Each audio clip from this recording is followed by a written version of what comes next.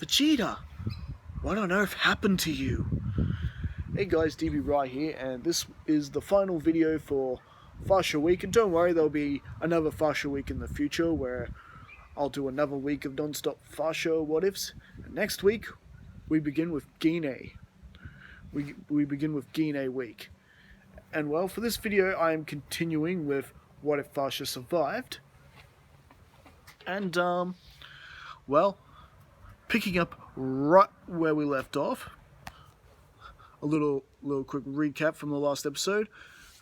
Frieza and King Cold are both dead, and the Dragon Team, along with Vegeta and Nappa, have since returned to Earth, and more or less, the world has more or less entered a new era of peace. However, the Prince of All Saiyans, Vegeta, had been causing a lot of problems. Just unable to accept that Fasha was the first Super Saiyan, and that the entire Son family, including Raditz, had surpassed him in every way. And needless to say, this was beginning to get on everybody's nerves a little bit, including his own underling Nappa, who just sort of wanted to more or less retire with the whole fighting thing and get to work on his garden, his favorite hobby. After all, he did look after the Cybermen, and just sort of more or less made sense. And this ultimately resulted in Vegeta leaving the Dragon Team and group, just basically sulking and doing his own thing, just somewhere else, and more or less doing the Piccolo thing. Guess more or less hanging out at wastelands, places like that, where he could be alone. And well, with how the events wrapped up on the last event, with Cooler showing up and him being stopped by Fasha and Goku's second child, future Bardock Jr. And well, and him warning them that not 2 androids are going to cause devastation to the Earth in the future, that 3 androids are going to cause devastation to the Earth in a few years. And the only hint that really Bardock could really give them is that the 3rd android is someone they knew. And well, unfortunately, it's not like he had a picture or anything to show him, nor did he know the name of the individual. And so with that, and with Fasha finally returning home as well, they got stuck into their 3 years training, and well, the whole driver's license thing, Fasha was the only one who managed to get her driver's license, and she doesn't mind driving Chi-Chi around. Definitely time for some girl talk and putting shit on their husbands. Pardon my language. I shouldn't really be swearing in what ifs. Anyway, so now continuing right where the story left off, where the androids have indeed attacked, and everyone being shocked to identify the 3rd android is in fact Vegeta. Vegeta had been turned into an android. Not just any android, a Super Saiyan android. And well, how did this more or less happen? Well, we're about to find out right now, as the battle between the androids and the Dragon Team are more or less on equal footage, and Fasha battling with Android Vegeta one-on-one. She just asks him, "What happened to you? I don't get it. What made you like this?" "Isn't it obvious? You did this to me. You drove me to this." And well, Vegeta just more or less fills in Fasha on what happened, where Vegeta was sort of flying around, powering up, sulking, destroying mountains and shit. And where was he? Well, he just happened to be in the more or less northern district, right where Dr. Giro's laboratory is located. And well, that Android 19 and 20, yep, 20 and 19 had built themselves into androids at that time.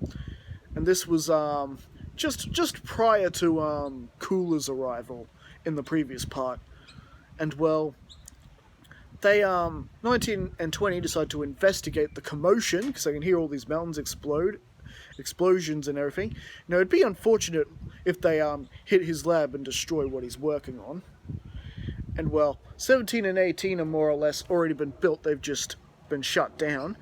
So 20 and Dr. Gero and Android 19 go to see what the fuss is about, and they see Vegeta, who they already know pretty well thanks to all the information they're able to gather thanks to Dr. Gero's drones. It's Vegeta. What is he doing here? But he can just have him go, damn that Kakarot, that Fasha, making a fool of me like this. They will pay for this one day. I swear they will pay. And well, Dr. Gero 1920, more or less overhearing this, they do, well, pretty much jump Vegeta out of nowhere and pin him down. Remember, Vegeta wasn't a Super Saiyan at this time and hasn't really begun any sort of serious training from when he, unlike his original counterpart did in the original. Vegeta's just too busy sulking, and he was significantly a lot weaker than his original counterpart in this timeline. However, Gero, rather than just kill Vegeta on the spot and absorb his energy like he was going to, he could tell there was a certain hatred towards Goku there. A certain mutual hatred. And so Gero decides, I'm sorry to have pinned you down like this, Prince Vegeta. And, I see you share a hatred for Goku, just like I do. Not just Goku, but his Saiyan mother as well. Well, don't worry, I want the whole lot exterminated just like you do. Perhaps we'll be able to come to some sort of an arrangement. What kind of arrangement? And well, from out of nowhere, these machines are just pinning Vegeta down, and he's like, what's the meaning of this? Well, don't you worry, this won't hurt much. And Vegeta is more or less more or less going under the painful process of becoming an android. And you could imagine him being part Saiyan. Yes, he would get a Zenkai from all this as well. But more or less, Dr. Gero is more or less harming Vegeta and making him an android and trying to program him so Prince Vegeta will obey him. And well, big mistake. And well, when the 3 years were up, and pretty much the day before Vegeta's attack in the current battle that's now taking place, Vegeta and Android 7 and 18 were waking up from their pod, and the first thing Vegeta did was destroy Dr. Gero and Android 19 for what they did to him. Although they have definitely made him more powerful, and he does have a limitless supply of energy, just like 17 and 18 do, and he's definitely more capable of, pretty much beating the Dragon Team the way they are at the moment. And Vegeta is exacting his complete revenge on the entire Dragon Team. As far as he's concerned, they're just as guilty as Dr. Gero. They drove him to leave, not respecting his authority, and all that, and yeah, that's more or less the origin story of Android Vegeta. And well, with that, meanwhile with the battle going on, and it's a pretty devastating battle, and the Dragon Team are more or less on the losing side to this. You've got 17 and 18 who are perfectly good at working as a team, and they're just completely following Android Vegeta's orders, who's stronger than both of them. And yeah. Well, with that, they're pretty much getting ready to deal the final blow to get rid of the entire Dragon Team, including Goku. Goku's there as well. He's not as badly affected by the heart virus due to Fasha making sure that her hubby took the medication. And well, this is where Bardock, future Bardock, the second child of Fasha and Goku appears and gets a surprise hit on all three androids, and this is where everyone takes the opportunity to grab a hold of Fasha, and they use instant transmission to get themselves out of there. And well, they more or less just sort of end up back at the lookout, and you know, they're gonna need some sort of trick to pull this one out of the hat. And well, Fasha suggests that they use the Room of Spirit and Time. Gohan, Bardock, Goku, Fasha, you know, they can use the room in order to train and get stronger. Years training in one day. And of course, Piccolo more or less has his own plan as well. After all, Kami's literally right there to merge into one, and maybe they'll have a really good chance of getting rid of this threat. But of course, Kami is more or less keeping his eye on another threat that is also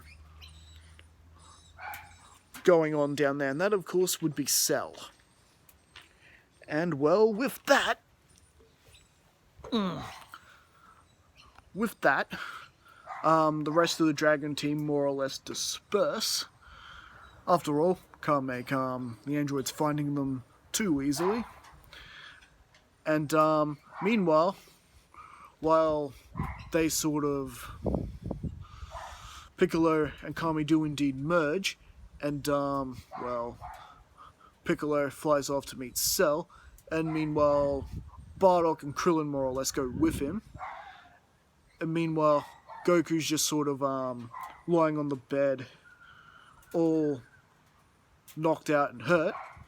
He did get pretty badly banged up by the android, so it's not the heart virus that's damaged him here. It's quite literally just the damage he took. And well, they're more or less deciding who's actually going to go into the Room of Spirit and Time first. Meanwhile, Piccolo along with Bardock have indeed met up with this bug creature, and Cell actually mistaking Bardock for Goku, because this Cell comes from a parallel world where it's you know, future Trunks. So he doesn't know what's this what this Goku lookalike is doing here. And well, for the most part, the whole thing with the initial contact with Cell pretty much plays out per normal, with Piccolo tricking him into revealing who he is, where he came from, that he's a bio-android created by Dr. Gero, and that, yeah, he's there to absorb Android 17 and 18 and achieve his perfect form.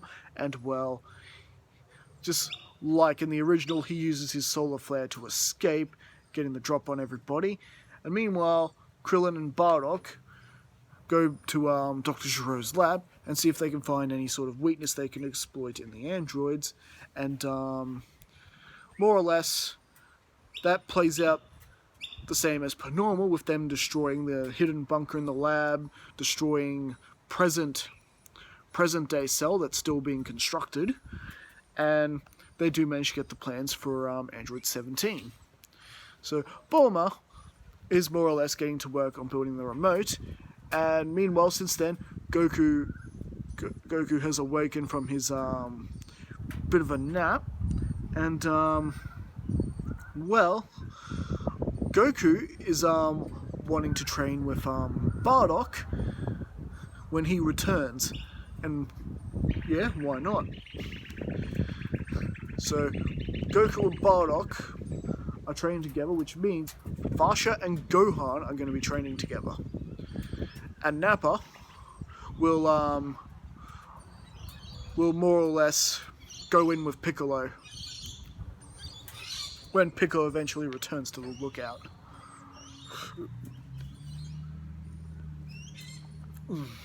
And well, meanwhile, who actually goes in first? Well, Goku and Bardock more or less go in first. And well, in the meantime, Goku, Piccolo and everyone else are more or less trying to either find the androids and get rid of them, or get rid of Cell. Because,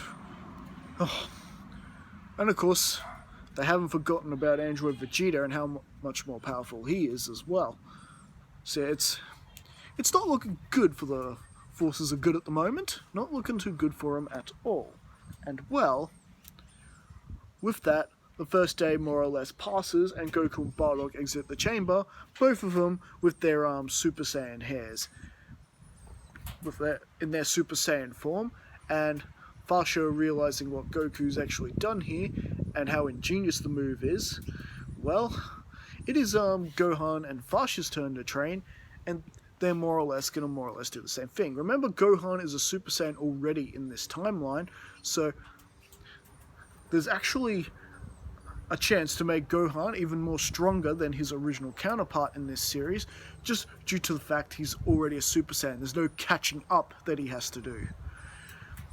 And, well, their mother and son training is going it's going very well here. And meanwhile, Goku and Bardock have more or less joined the fray, and they do manage to end up finding. They do manage to eventually find the androids, because, well, Cell found the androids and they know where Cell is. And yeah, Cell, who in the meantime has managed to absorb 17 and has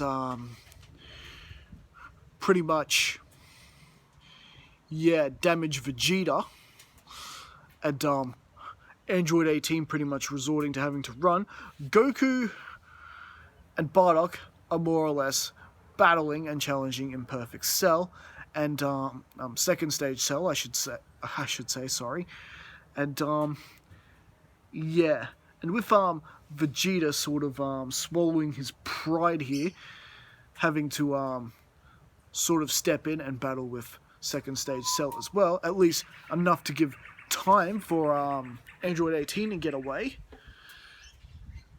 Well, it is pretty much going well, but ultimately the same thing ends up happening. Krillin smashing Bulma's remote, and Cell using Solar Flare and managing to absorb 18 as well. Now you're probably wondering, could he absorb Vegeta as well? Actually, no. Turns out he can't. He could probably stick his needle in him and absorb him and drain him that way, like he would any other person. But no, he's not going to achieve another form if he tries to absorb Vegeta.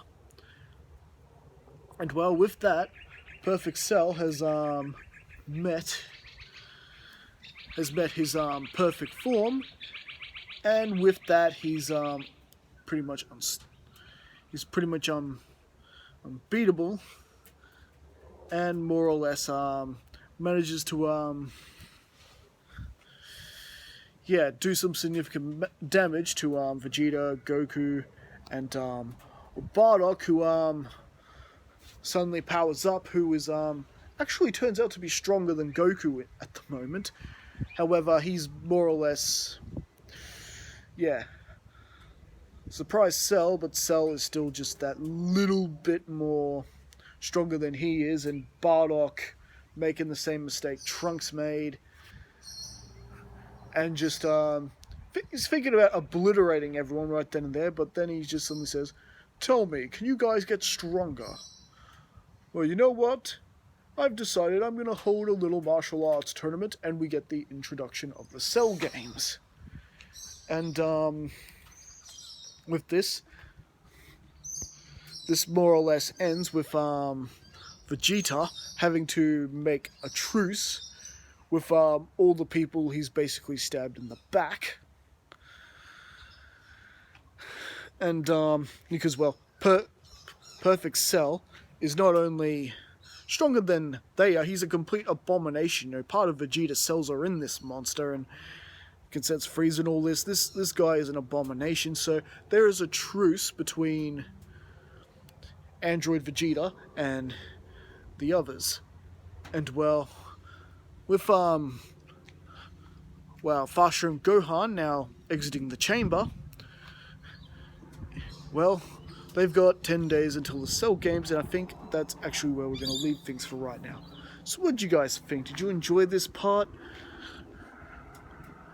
And yeah, don't forget to leave your comments. Don't forget to like and subscribe. It's actually getting harder to do the story this now because well, thanks to Fasha being alive and being part of the story, it's really caused quite a few differences. So it's actually giving me more of a challenge coming up with this what if scenario. So thank you, Jamie Knives, for suggesting this what if. It's been a lot of fun, and right now it's the most popular what if on this channel. Anyway, so we'll be back with that again next time, or at least once I write out the next part, and I'll be back again for more what ifs. Anyway, remember, next week is Gine week.